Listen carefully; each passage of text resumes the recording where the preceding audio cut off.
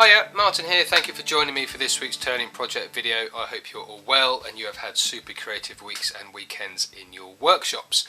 It's been a couple of weeks since, 3 weeks. 3 weeks since I posted my last project video, so I am very sorry about that. And thank you very much for all of your comments on the little videos, the turner's journey that I have managed to post. Now this week I'm sort of a little beginner's project for you. We're going to go and have a look at turning a little bud vase like this.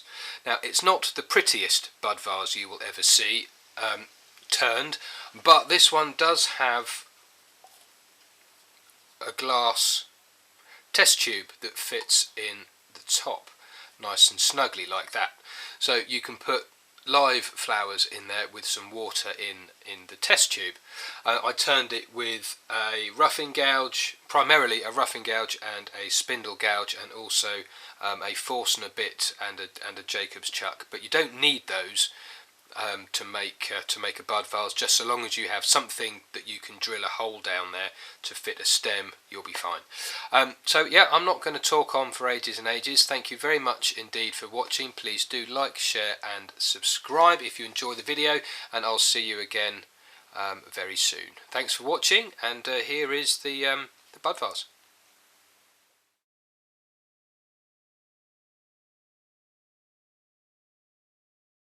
For this project you are going to need a roughing gouge, a spindle gouge and a parting tool. I'm not planning on using anything else, but you'll also need a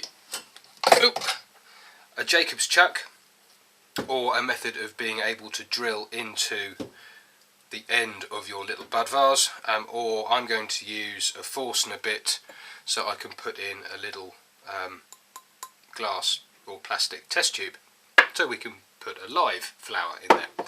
Right, okay, I've marked centres on both ends, and looking at the blank I've got a nice sort of knot feature here which I want to be in the bottom, or the kind of the bulb at the bottom of the bud vase. So I want to put a tenon on the right hand end here, so I can then reverse it over in the chuck and complete the rest of the piece. So let's get it between centres and get it round. This branch of yew is really old. It came from a yew tree from a church not far from where I live back in 1987, so it's been sat in a shed for all of those years, so it's very dry and it's going to be very hard as well. And it's not particularly regularly shaped, so I've brought the tool rest up nice and close to the most sort of bulbous point, as it were, which is just here. So I'm going to take this bit away first, and then that bit, that's very close, and just move along, and then as the piece gets smaller, closer to a cylinder, I can move the tool rest a little bit closer as we go. So let's get the lathe spinning. Start it slowly. In fact, I'll start with this bit very carefully. Roughing gouge.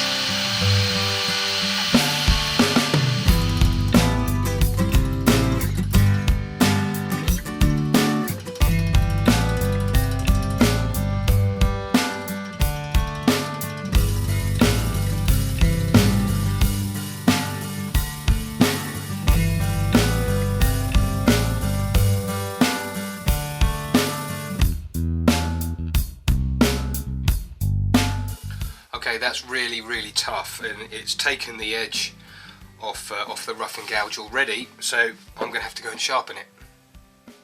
So after I sharpened the roughing gouge, I finished rounding down the piece to a nice cylinder, and I've got a lovely piece of figure here which is going to bend round into the top, or the neck of the bud vase. But before I get excited about that, I need to square off the bottom of the piece where the tenon's going to go. So square off the right hand side here with the thin parting tool, and then I can use the diamond tip parting tool to create the tenon which I need to go into the chuck jaws.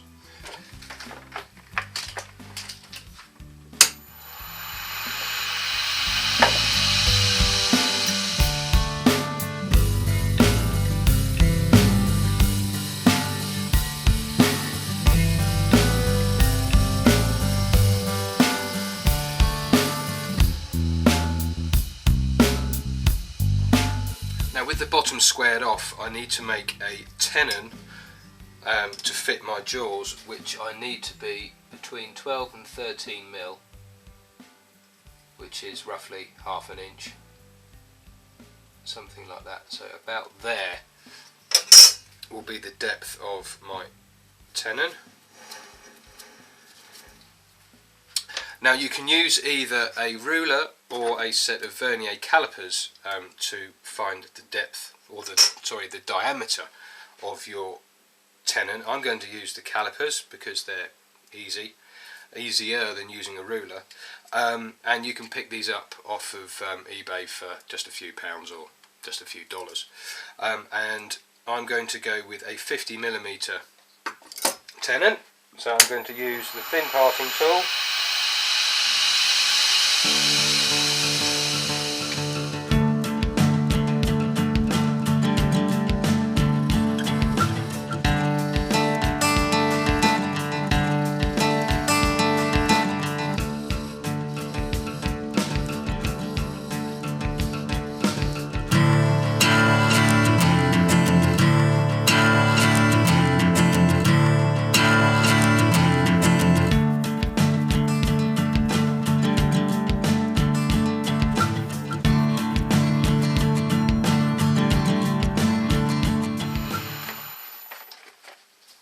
And there we have the tenon that we want. My jaws are dovetail jaws, so I need to have a slight dovetail on the tenon. And now I can turn it round in the chuck.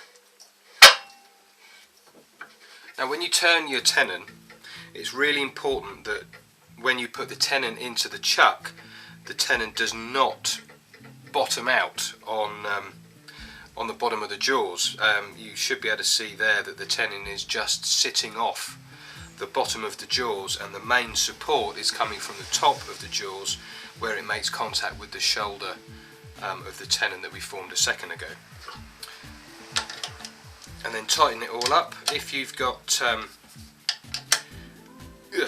a self-centering chuck, you may well have 3 key points around the chuck, and I find it's always a good idea just to give each of them a bit of a squeeze just to tighten it up. Then we can make sure that it's running nice and true, which it feels like it is, and now we can start marking out where we want the vase to be. Now on the left hand side here now we've got obviously the piece in the chuck, and we're going to need to part it off from this end. So if you mark out a rough parting off line, so everything to the left of that line we can waste, so we can part off nice and safely away from the chuck jaws. And then at the top here, this is actually going to be quite long. I don't want it that long, so I'm going to actually part the piece off about there, so the whole thing will be roughly, let's make it easy, 140 millimeters.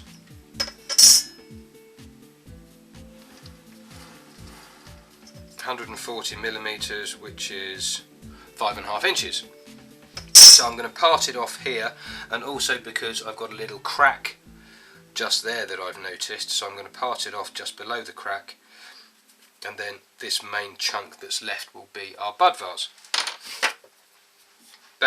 There's the the waste at the end that we don't need. Splendid.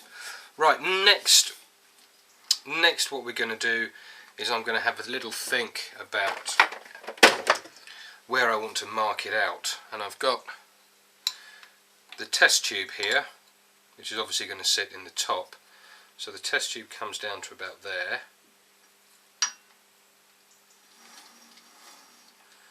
So sort of a bulb in the bottom, and then form the neck up like that. I think that'll look quite nice. In the Jacob's chuck I've put the Forstner bit, which is the same diameter as the test tube, or at least it's close enough.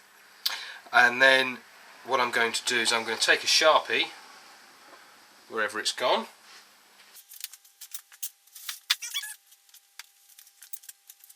well, that's typical. Oh, there it is. It was right over there. Right, I'm going to take the Sharpie and mark on the drill bit how far I want to go down, because you don't want to go too far down, just in case you go through the bottom of the piece. Slow the lathe right down. Make sure everything's locked down but the quill is loose. Now remember, you don't have to use a Forstner bit, you can use a fairly wide drill bit if you want to.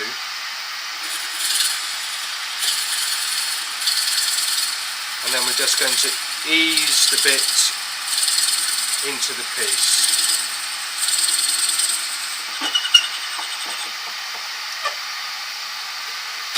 Now this is really quite dry, this piece, so I'm expecting it to squeal. It might catch a bit as well. You can move the whole tailstock towards the piece if you need to finish the drill. And that is as deep as I want to go.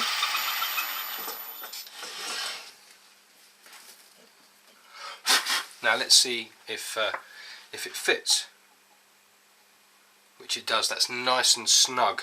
A little bit of sanding in there will just ease that in enough, because that's a very snug fit. That's a lovely fit actually. So I can keep that out the way and safe. Here's a neat little trick. When you've got your Jacob's chuck and the key, if you can put the key inside the Jacob's chuck and just lock it finger tight, then when you put it away there's no danger of losing it. So store it like that, and then you won't lose one bit or the other. And I can put the live centre back in, tuck that in. Ooh, that's quite the live centre actually fits in the piece. That's interesting. Right, okay, let me problem solve that.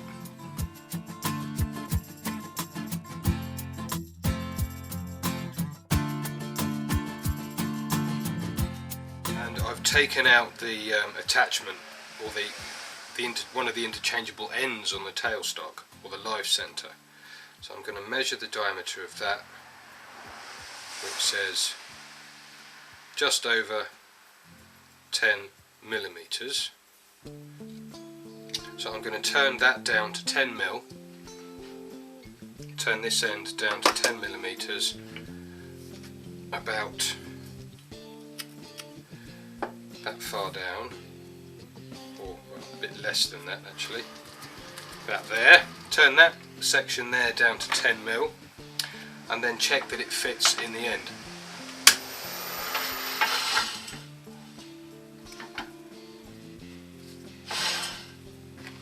That's a good fit. Next, what I'm going to do is I'm going to take the spindle gouge and make a new cone on the fatter part of the piece.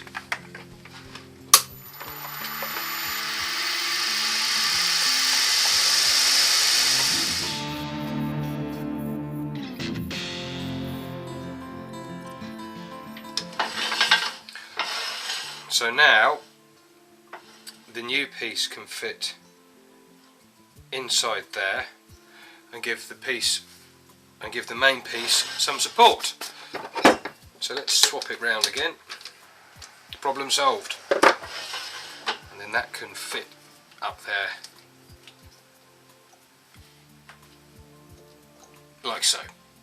Phew. So with our little problem solved, we've got our piece supported in the chuck and also at the end with the tailstock, which means we can now start to shape the piece. Now with a bud vase you can do anything you like. Whatever shapes you fancy, it really doesn't matter. It's entirely up to you. So let's get the spindle gouge out and start making a shape. Now I don't know what shape I'm going to do. I haven't got a clue, but the tool rest is just below centre, and I'm going to take the spindle gouge, and you never put the spindle gouge in with the flute pointing straight up.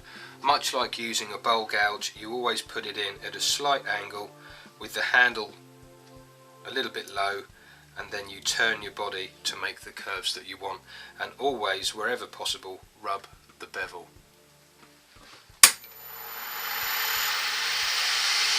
Now I'm going to start by making the neck,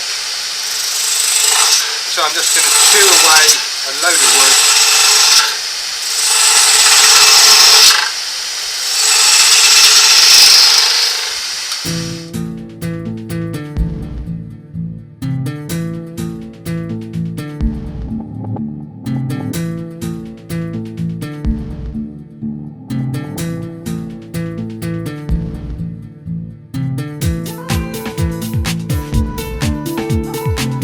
Now I've got the neck. I'm quite worried about this right hand end because it is really thin, so I'm not going to do much more work on the neck, and I'm just going to finish that.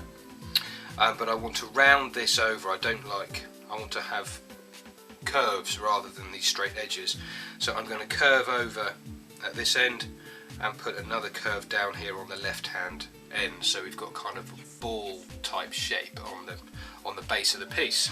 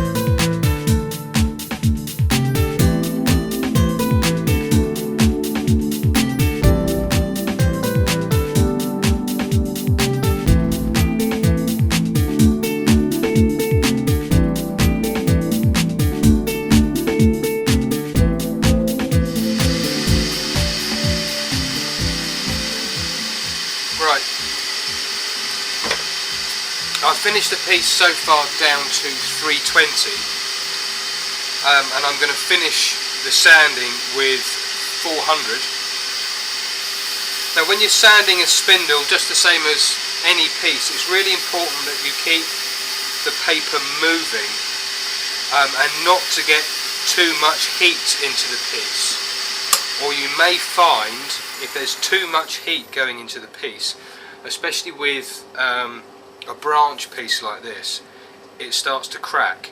So I've got a little crack on this side where it's so thin and it got hot, and a little crack here, and I'm pretty convinced that is mainly because running right through the middle here was the pith. And I've taken my respirator off because I want to talk to you about this, and it's really important that you do keep the piece moving and get into all the nooks and crannies. And if you've got a narrow cove like this one here, you can roll the piece up to get in there. You don't have to get your finger into the coves and stuff. And as I go along, you'll notice that I grab the piece occasionally, well not grab the piece, but just wipe the dust off the surface to allow the paper to cut nicely. Here I've got another little cove, so I'm folding the paper up and I'm just moving it in and out of the cove.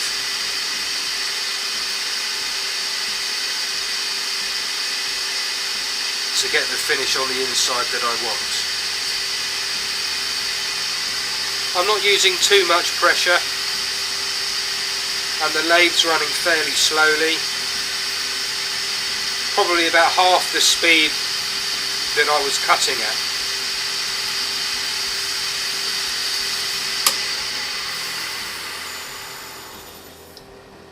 Now there's 400 and I'll go over it once more with 600 and then we'll be ready to put the oil and finishes on.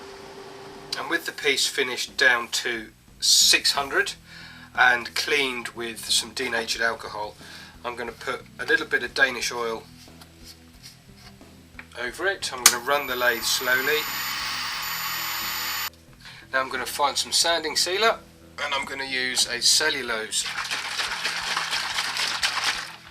sanding sealer, which is roughly 80-20, 80% sealer to 20% thinners.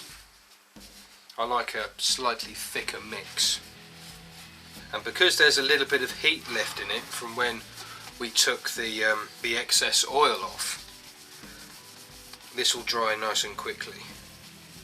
Then I'm going to find the Nye-Web pad. There it is. Get the lathe spinning.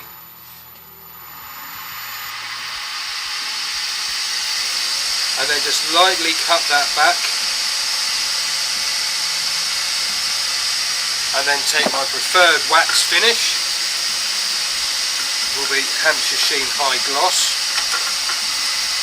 Get a little bit on the towel. You need very, very little.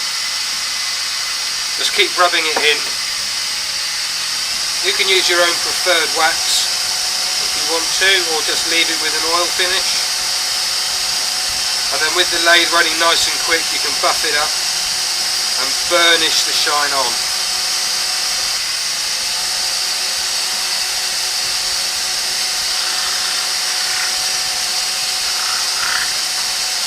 And just like when you use a Canuba wax stick,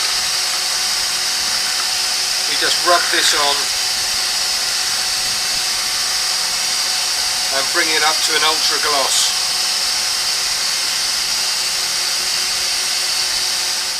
After the Carna crystalline wax or your Canuba stick or whatever has been buffed up to a beautiful shine, there's one job left to do, which is to part it off. So, as usual with parting off, you need to be really careful. You never have the tailstock up when you're parting off. And we're going to slightly undercut towards the centre.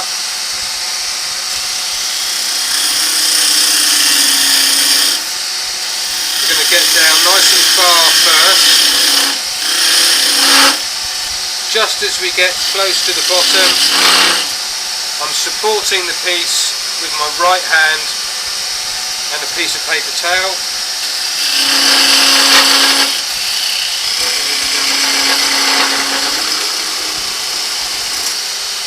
And there is the piece off. Well, here is the finished bud vase. It's come out really well. I'm very pleased with how this little vase has come out. It's not the prettiest bud vase that has ever been turned, but I hope it gave you a good idea on how to turn your own bud vase. But there's one thing left to do, and that is to slide the test tube into it like that. Give it a little tuck down, and there you can see that it just sits below the rim. So we can put a few drops of water in there and a couple of flower stems, and then they will look beautiful on, say, a kitchen windowsill or a mantelpiece or something like that. Well, thank you very much indeed for watching. I hope you enjoyed this week's video. Please do like, share and subscribe. I do my best to publish at least 2 videos a week wherever I possibly can. I'll see you very soon for another video, and yeah, I hope you enjoyed the project, and I hope you enjoyed turning your own little vase.